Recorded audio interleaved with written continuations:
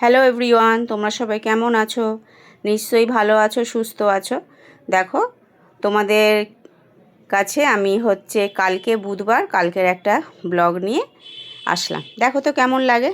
দেখো, সকাল সকাল ছাদে গেলাম, ছাদে গিয়ে দেখলাম মোটামুটি বেশি ফুল ফোটেনি।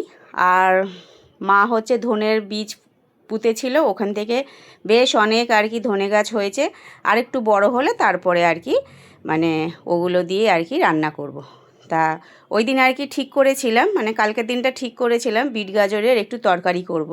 কারণ কি বলো তো, বিট গাজর আলাদা আলাদা খেয়েছি, কিন্তু পুরো যে একটা তরকারি করে খাবো সেইটা আর কি হয়ে ওঠেনি এই কটা দিনে।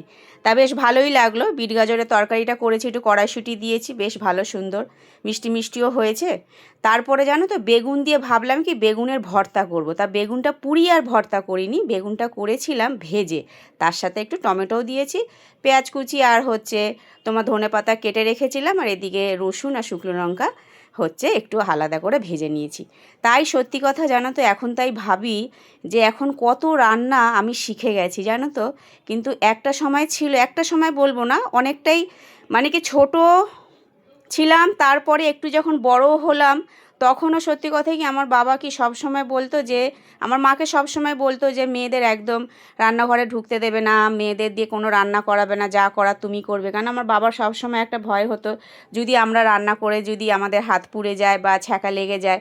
কিন্তু সত্যি কথা কি জানো তো, ছোটোবেলা থেকে আমার আর দিদির না কাজের প্রতি খুব আগ্রহ ছিল। কিন্তু ওই যে বাবা বকাবকি করতে বলে, রান্নাটা সেইভাবে সত্যি শেখা হয়ে ওঠেনি।